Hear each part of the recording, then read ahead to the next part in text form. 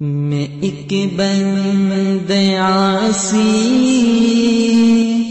ہوں، خطا کار ہوں مولا۔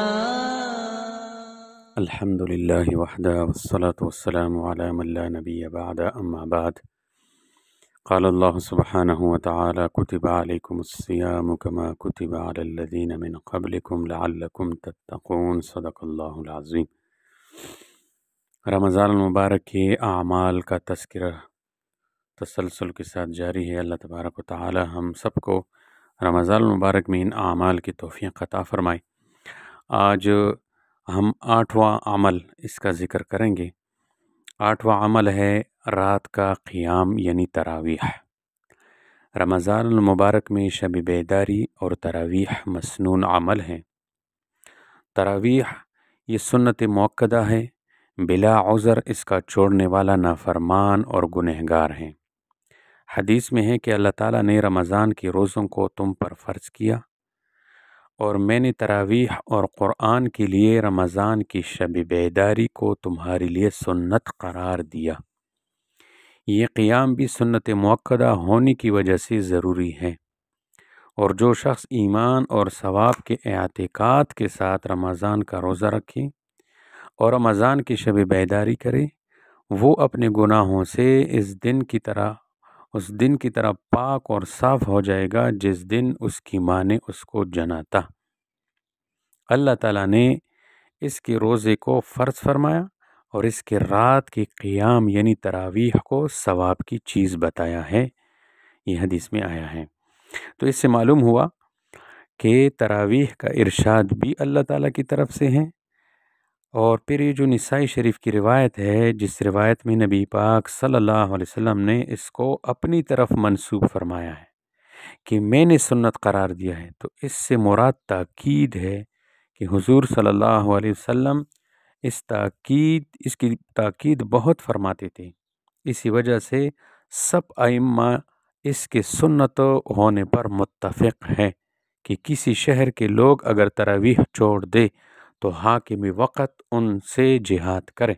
یہ ان ائمہ نے حاکم وقت کو اجازت دی ہے ایسے لوگوں سے جہاد کرنے کی۔ تو اس سے اندازہ لگائے کہ کتنی بڑی جو ہے شان ہے ان کی، اور فضیلت بھی بہت بڑی ہے۔ حدیث میں آتا ہے کہ جو لوگ ایمان اور احتساب کے ساتھ رمضان کی راتوں میں نوافل یعنی تراویح اور تہجد پڑھیں گے، ان کے سب پچھلے گناہ معاف کر دیے جائیں گے۔ اور ایک اور حدیث میں ہے کہ روزہ اور قرآن دونوں بندہ کی سفارش کریں گے۔ قرآن کہے گا کہ میں نے اس کو رات کے سونے اور آرام کرنے سے روکے رکھا، اے اللہ آج اس کے حق میں میری سفارش قبول فرما اور اس کے ساتھ بخشش اور عنایت کا معاملہ فرما۔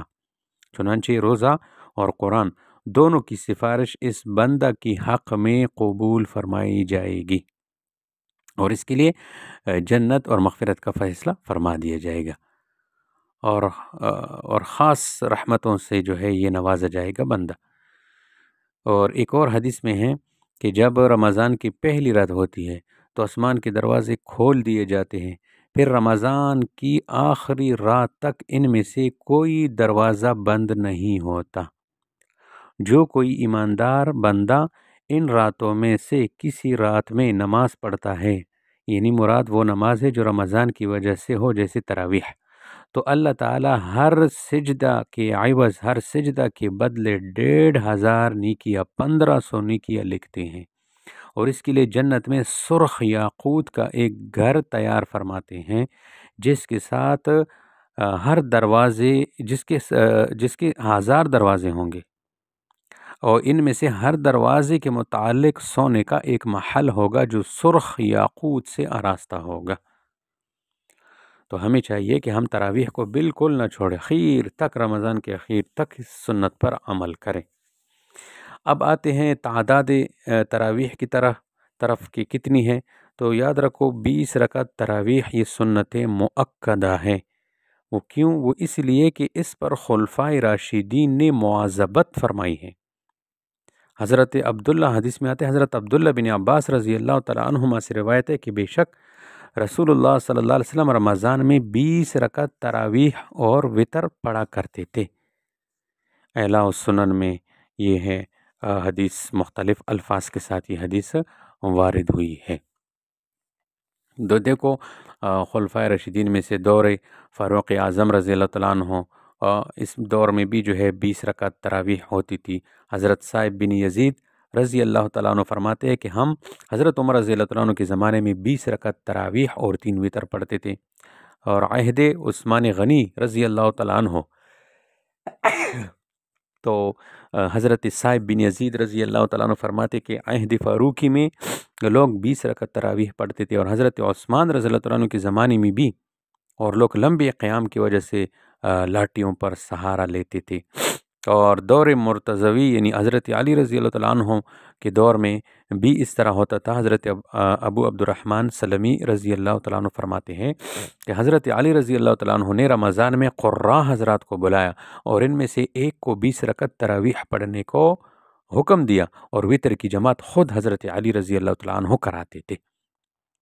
اور جمہور صحابہ اکرام علیہم الرضوان بھی اس کے قائل تھے۔ حضرت ابی بن کعب رضی اللہ تعالیٰ عنہ نے لوگوں کو رمضان میں مدینہ منورہ میں 20 رکعت تراویح اور 3 وتر جو ہے یہ پڑھاتے تھے۔ پھر تابعین اعظام حضرت عطا رحمۃ اللہ علیہ فرماتے کہ میں نے لوگوں یعنی صحابہ رضی اللہ تعالیٰ عنہم اور تابعین کو 20 رکعت تراویح اور 3 وتر پڑھتی ہی پایا۔ تو الغرض رمضان المبارک میں 20 رکعت تراویح با جماعت ادا کرنا مسنون ہے، اور امام نووی رحمۃ اللہ علیہ، شارح مسلم حافظ ابن تیمیہ رحمۃ اللہ علیہ، قطب الربانی شیخ عبد القادر جیلانی رحمۃ اللہ علیہ، علامہ شامی رحمۃ اللہ علیہ، امام ابو حنیفہ رحمۃ اللہ علیہ، اور امام شافعی رحمہ اللہ، اور امام احمد بن حنبل رحمہم اللہ وغیرہ حضرات کا یہی معمول اور مسلک ہے۔ چنانچہ آج تک جو ہے حرفین شریفین مکہ معظمہ مدینہ منورہ میں تراویح کی 20 ہی رکعت پڑھی جاتی ہیں۔ تو حضرت عمر رضی اللہ تعالیٰ عنہ کا اکابر صحابہ کی موجودگی میں 20 رکعت تراویح جاری کرنا، صحابہ اکرام رضی اللہ عنہم کا اس پر نکیر نہ کرنا، اور عہد صحابہ سے لے کر آج تک شرقاً غرباً 20 رکعت تراویح کا مسلسل زیر تعامل رہنا اس امر کی دلیل ہے کہ یہ اللہ تعالیٰ کی پسندیدہ دین میں داخل ہے۔ اللہ تعالیٰ خلفائے راشدین کے لیے ان کے اس دین کو قرار و تمکین بخشیں گے جو اللہ تعالیٰ نے ان کے لیے پسند فرمایا۔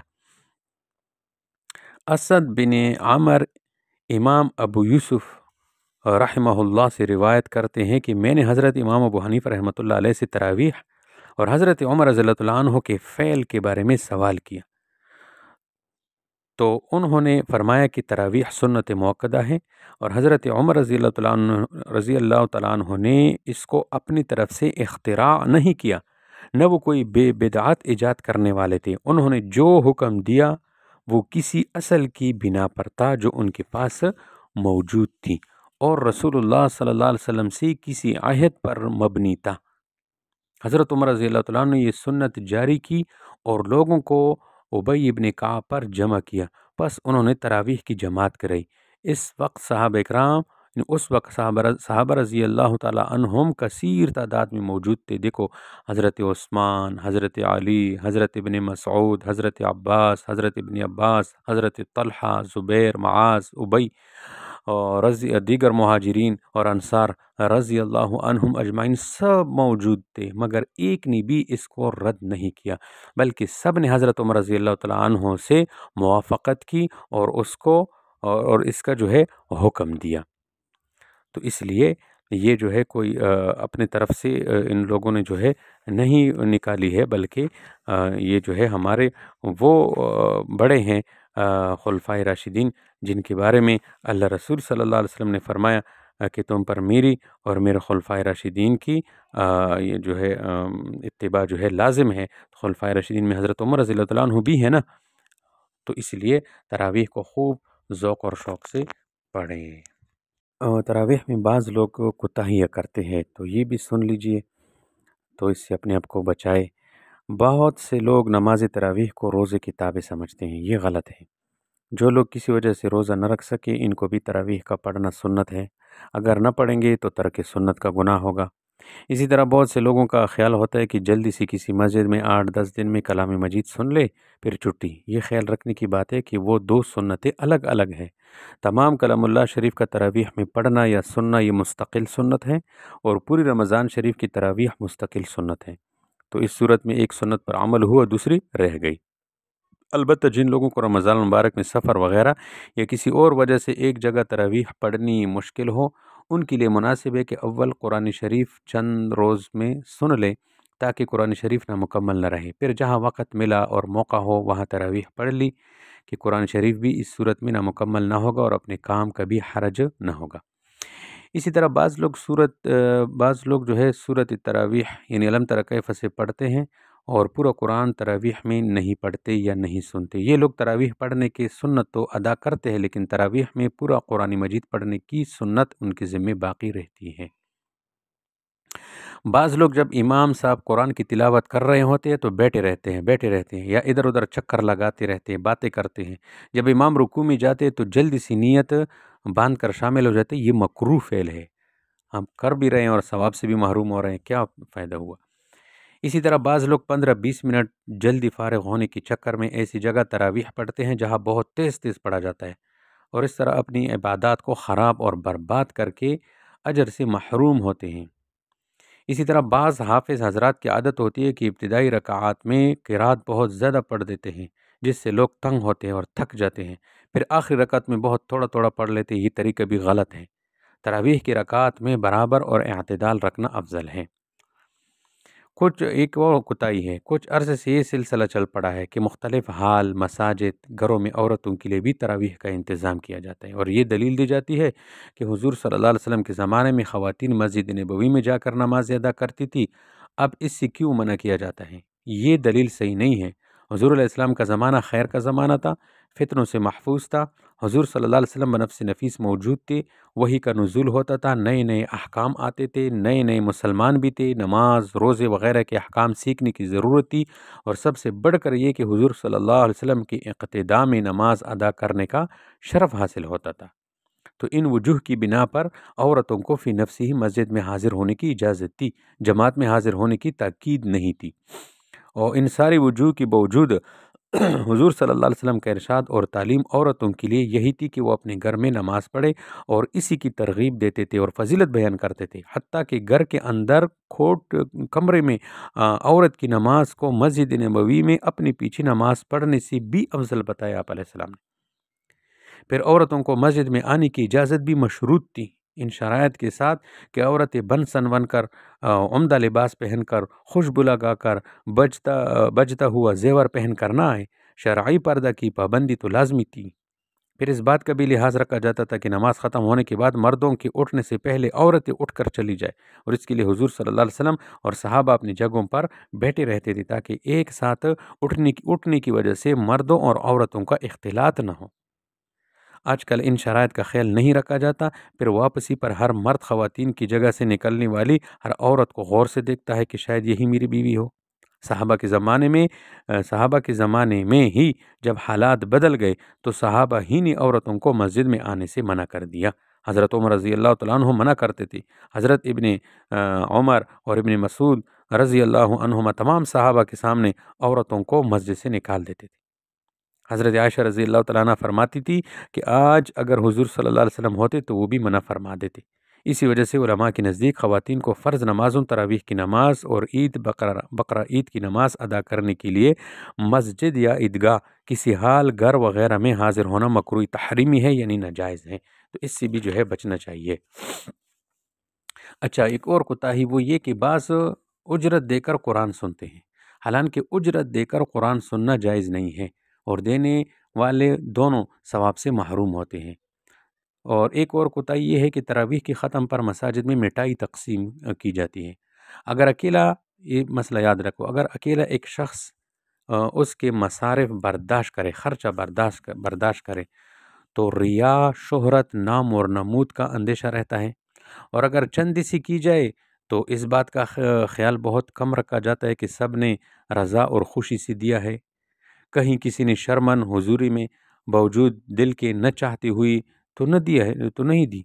پھر مسجد کی بے ادبی، بعض اوقات شور شرابہ، اکثر جگہ مٹھائی کی تقسیم کو ضروری سمجھا جاتا ہے تو یہ بھی پھر بدعت میں بدل جاتی ہے، تو اس سے بہتر ہے کہ اس کو جو نہ کیا جائے تو بہتر ہے، اور اگر کوئی اس کو کرے تو اپنے طرف سے کرے، اور بغیر کسی نام اور نمود کے یہ نہ کہا جائے کہ فلاں نے یہ صدقہ کیا ہے اور اس کے لیے دعا کرو بس، اور چپکے سے جو ہے پھر کرنا چاہیے، لیکن تقسیم وغیرہ بھی مسجد سے باہر ہو، شور شرابہ نہ ہو مسجد کی، پوری آداب کا جو ہے خیال ہو، اگر نہ کیا جائے تو بہت زیادہ بہتر ہے۔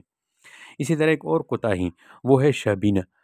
شبینہ ہوتا ہے جس میں دیکھو چند قباحتیں ہیں جن کی وجہ سے اس سے اجتناب کیا جائے۔ اول، نوافل کی جماعت، اگر حافظ اور کچھ مقتدی تراویح پڑھ رہے ہوں تو یہ خرابی اگرچہ نہ ہوگی، مگر ان میں مندرجہ ذیل میں بتاتا ہوں قباحتیں تو بہرحال ہیں۔ ایک تو لاؤڈ سپیکر کی وجہ سے اہل محلہ کے کام، آرام اور عبادات میں خلل، اور تیسرا جو ہے نام اور نمود، اور چوتھا جو ہے بعض لوگوں کا جماعت میں کھڑے ہونا اور بقیہ کا بیٹھے رہنا، جو جماعت اور قرآن کے احترام کے خلاف ہیں، اور اسی طرح ضرورت سے زیادہ روشنی اور مٹھائی وغیرہ کا التزام، اور اسی طرح جو ہے اس غلط رسم کے لیے چندہ کرنا، جبکہ بعض لوگ بغیر طیب خاطر کے یعنی دل سے راضی نہیں ہوتے، محض مروت میں چندہ دیتے ہیں، جس کا استعمال حرام ہے، کسی سے بھی پوچھ لیا۔